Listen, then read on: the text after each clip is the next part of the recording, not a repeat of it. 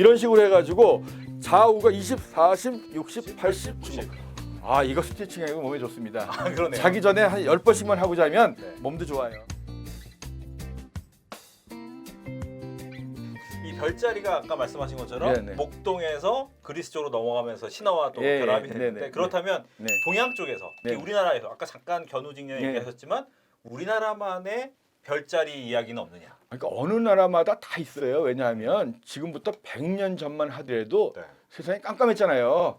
해가 진 다음에 바로 자는 거 아니잖아요. 그렇죠. 그리고 이 목동들은 좀 갖추고 지켜야 됐고 우리도 결국은 밤에 어두워진 다음에 별이 보였으니까 이 별을 보면서 여러 가지 이야기들을 했을 거란 말이죠. 네. 그래서 그 이야기 속에 우리가 알고 있는 견우와 직녀뿐만이 아니라 해와 달이 된 오누이, 선녀와 나무꾼 이런 이야기들이 다 별자리를 전해온 거예요. 뭐 인디언들은 인디언들의 별자리가 있고 또 저 호주 같은 이런 남태평양 같은 경우는 원주민들의 별자리가 있고 나라마다 민족마다 다 이런 별자리 이야기가 있습니다. 예. 예. 네, 제가 이제 10,000원짜리를 꺼냈는데 이 10,000원짜리 보면 십장생의 그림은 이렇게 알고 있었거든요. 네. 근데 문제는 뒤에 보니까 혼천이가 있었고 네네. 근데 지금 보니까 혼천이 옆에 조그만 별자리들이 표시가 되어 있는데 네. 이게 뭔가요? 전봐드렸다고 또 이렇게 복채까지 주시고 고맙습니다. 자 이게 사실 보는 게 좀 틀린 것 같아요. 네. 이 전면에 같은 경우에는 우리가 이 1월 오봉도라고 해서 해와 달과 오행성 아하. 1월 오봉도거든요. 네. 그것이 하늘을 뜻하는 거고 뒷면을 보면 여기에 이제 혼천이라고 해서 하늘의 천체의 위치를 재는 기구가 있고 그다음에 옆에 보면 보현산 천문대 우리나라에서 제일 큰 1.8m 망원경의 모양이 있고 네. 그리고 그 뒤에 보면 별 지도가 있는데 이 지도가 바로 1395년에 만들어진 조선시대 태조 4년에 만들어진 천상열차 분야 지도라는 것의 그 별 지도입니다. 그래서 네. 천상열차 분야 지도. 그러니까 하늘에 있는 별들을 갖다가 이제 차례대로 이렇게 정리한 거거든요. 아. 그래서 이게 여기에 보면 가운데 중앙 부분에는 사람이 사는 곳이에요. 네. 임금님이 계시고 옆에 관료하고 백성들이 사는 곳이 있습니다. 아. 그리고 주변을 갖다가 청룡, 백호, 주작, 현무 들어보셨죠? 맞던. 그렇죠. 네. 서양에서는 황도십이궁이라고 했잖아요.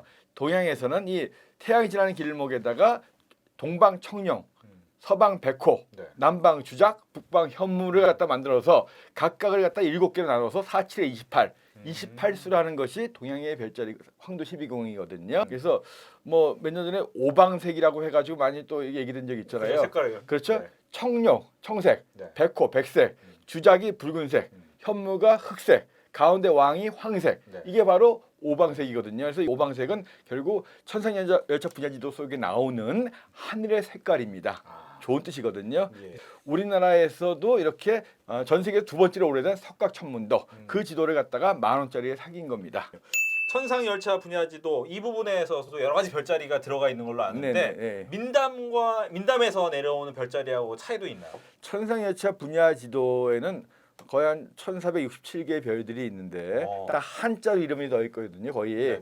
그러니까 일반 백성들은 알 수가 없죠. 그렇죠. 어렵죠. 정말 옛날에는 귀족들, 특수하게 중요한 사람들만이 알 수 있는 그런 이 지도였거든요. 그러니까 일반 백성들은 모르는 거예요. 그러다 보니까 일반 백성들이 입에서 입으로 전해 내려오는 민담 속의 별들과 많은 차이가 있습니다. 가장 중요한 것 중에 하나가 견우와 직녀예요. 네네. 견우와 직녀는 우리가 알고 있는 설화 속에서는 은하수 사이에 두고 밝은 두 개의 별이 7월 7성 무렵에 서로 만난다는 거잖아요. 그렇죠. 그리고 비도 오고. 그렇죠. 네. 아무튼간에 견우와 직녀에서 직녀는 공주였어요. 그렇죠. 견우는 목동이었단 말이에요. 맞습니다. 네. 사실 평민과 왕족이 만나서 결혼한다는 것은 설화 속에나서 가능한 거지. 그렇죠. 실제로 계급 사회에서 불가능한 일이죠. 그렇죠. 일어날 수 없는 일이죠. 그렇죠. 그러니까 네. 천상열차 분야 지도를 만든 사람들은 귀족이고 거의 왕족과 가까운 사람들이에요. 이 사람들이 보기에는 견우가 직녀와 똑같은 밝은 별에다가 이름을 갖고 있는 것은 도저히 용납할 수 없다. 아. 그러다 보니까 천상열차 분야 지도 속에서는 저 밑에 희미한 염소 자리에 있는 3등성 정도 된 별에다가 견우라고 붙여놓은 거예요. 원래는 견우와는 다른 곳에. 원래 견우는 독수리 자리라고 알고 있는 거기 1등성이거든요. 일반인들이 보기에 은하수를 사이에 두고 우리 비슷한 별이래야지 이게 만나는 걸 알지. 그렇죠. 저 밑에 이름 없는 희미한 도시에서는 보일까 말까 정도 별을 가지고 직녀의 파트너라고 이런 사랑하는 이야기를 만들어낼 수가 없죠. 그래서 이렇게 천상열차 분야지도 속에서도 민담 속에 나오는 별이 가끔 있는데 네. 역시 어쩔 수 없는 신문의 벽을 넘지 못하고 이런 것들이 좀 있습니다. 그래서 가끔씩 우리가 알고 있는 민담 속의 별과 천상열차 분야지도 속의 별이 다르긴 한데 네. 뭐 어떤 분들은 이걸 갖다가 뭐 우리 것이 아니다 일본 거다라고 하는데 그건 잘못된 거예요. 두 개 다 우리 겁니다. 두 개 다 우리 건데 하나는 구전되어 오던 거고 네. 또 하나는 귀족들에 의해서 학자들에 의해서 정리돼서 온 거고 조금 다르긴 하지만 둘 다 우리 겁니다. 네. 예, 예. 이 천상 열차 분야 지도 보니까 1395년도에 만들어졌다라고 하는데 그렇다면 그 당시에 만들어진 별자리를 그대로 들어간 건가요? 어떤 건가요? 이렇게 천상열차 분야 지도가 원래 이 시작은 고구려 시대 때예요. 아, 그것은 고구려는 큰 나라였죠. 그렇죠. 대국이라고 하는 것은 하늘을 볼 줄 알아야 됩니다. 그래서 옛날 드라마 보면 큰 별지도 보면서 뭐 청관들이 막 네. 제사도 지내고 막 하잖아요. 길흉화복을 그렇죠, 보고, 그렇죠. 네. 근데 그래서 실제로 고구려는 대국이었기 때문에 이 청관들이 있었고 이런 하늘 측정해가지고 별 지도를 만드는 능력이 있었어요. 그래서 고구려 시대 때 석각된 천문도가 있었는데 예. 고구려가 야당연합군한테 멸망하면서 음. 이걸 뺏길 수가 없다 해가지고 고구려인들이 그걸 대동강물에다 버린 거예요. 아, 하늘의 예, 지도를. 그렇죠. 네. 하늘 지도를 뺏길 수가 없다 해가지고 그래서 이 하늘 지도가 수백 년 이상을 갖다가 없었습니다. 네. 그래서 태조 이성계가 이제 건국을 했는데 그때 옛날 고구려 시대 때의 그 석각천문도의 탁본을 갖고 있었던 백성이 바치는 거예요. 자, 임금은 하늘에서 내리는 거기 때문에 하늘의 뜻을 받들어서 백성들을 잘 다스려 주십시오. 해가지고 그걸 바쳤고 태조 이성계가 그 당시에 천문학자들한테 명해가지고 이거를 갖다가 좀 고쳐가지고 석각을 해와라 해서 만든 것이 천상열차 분야지도입니다. 그러니까 당연히 조선 시대에 만들어졌지만 네. 대부분의 별들은 1세기경 아. 고구려 시대의 별들이거든요. 예. 그래서 중앙 부분은 이 14세기경 1395년경에 하늘로 좀 바꿨지만 뭐 몇 년 동안 만들다 보니까 그렇게 할 시간도 없었고 대부분은 고구려 시대 때 별들로 되어 있습니다. 그렇다면 궁금한 게 대부분의 고구려 시대고 중간에 이제 조선 시대로 중앙 네. 부분을 약간 바꿨다. 네. 그렇다면 현재 하늘과 비교했을 때 어느 정도 같으냐? 자, 기본적으로 별들은 크게 안 바뀌어요. 네. 다만 이제 우리가 세차 운동이라고 혹시 들어보셨는지 모르겠는데 네. 지구의 자전축이 삐딱하다는 거 들어보셨죠? 네, 들었습니다. 몇 도? 20. 23.5도. 예, 기억하시네요. 네. 그러니까 23.5도 기울어져 있거든요. 지구가 지축이 23.5도 기울어졌는데 요 기울어진 각도가 26,000년의 주기로 이렇게 바뀌는 거예요.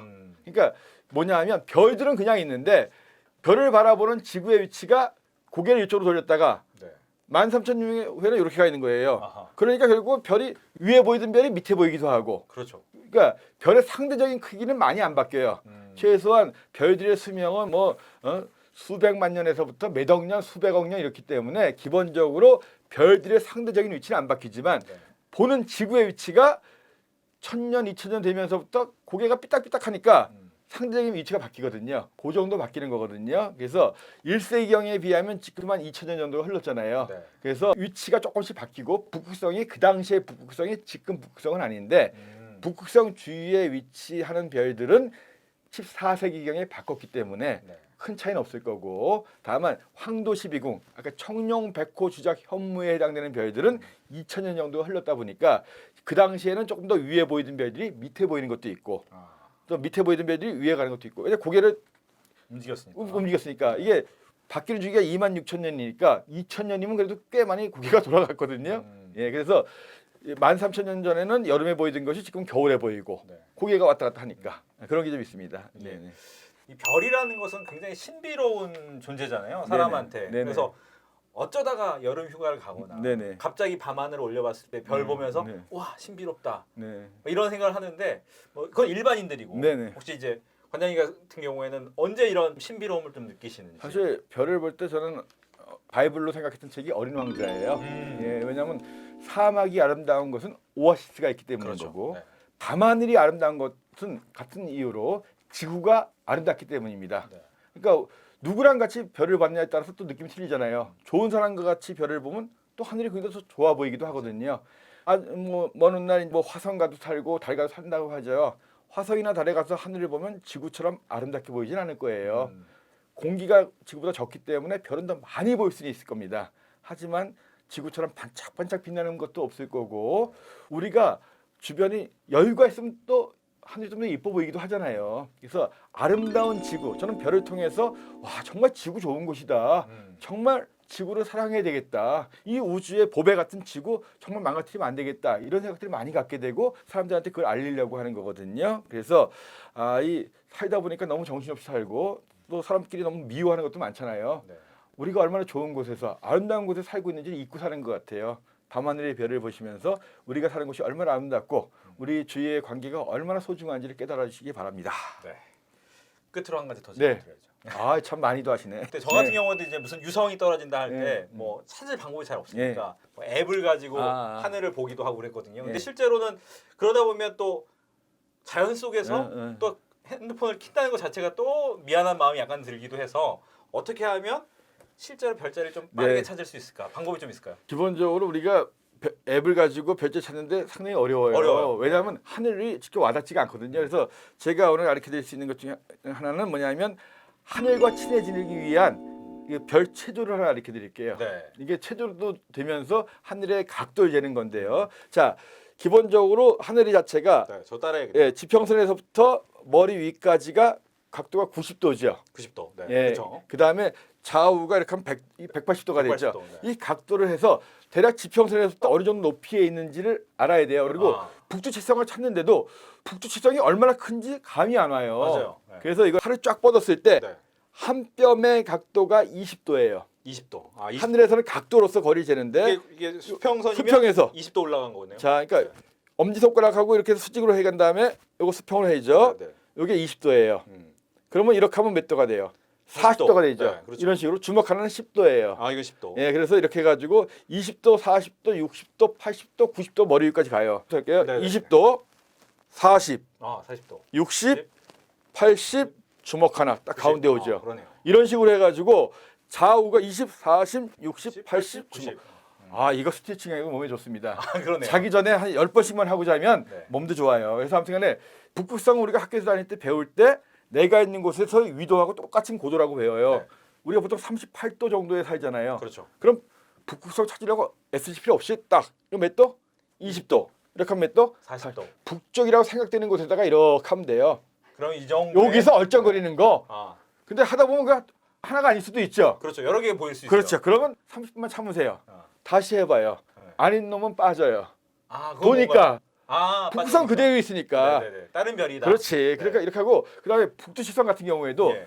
끝에서 끝까지 7개의 별의 각도가 한 25도쯤 돼요. 그러면 이렇게 하면 20도라 했죠. 요거보다 좀 큰 거예요. 아. 그래서 저 북두칠성 맞나 할 때 딱 대봐서 요거보다 작으면 땡.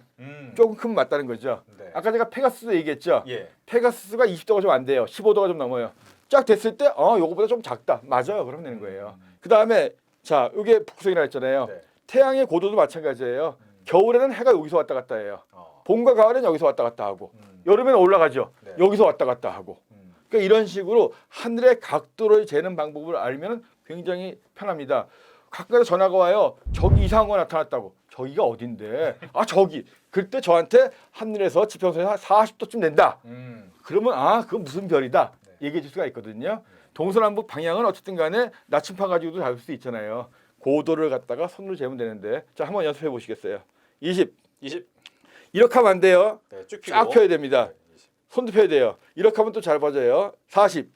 40. 그렇죠. 이렇게 해서 60, 안 보이네요, 화면에. 80, 90. 주먹 하나. 근데 이거 몸이 굳으면 안 돼요. 아. 이거 좌우가 굉장히 어려워요. 40, 60, 80 주먹 하나. 네, 하늘의 각도를 재는 별체조입니다. 네, 이렇게 해서 별을 잊은 그대에게 별자리 이야기 그리고 별을 찾는 별체조까지 이태영 관장님과 함께했습니다. 오늘 수고하셨습니다. 고맙습니다. 네, 고맙습니다.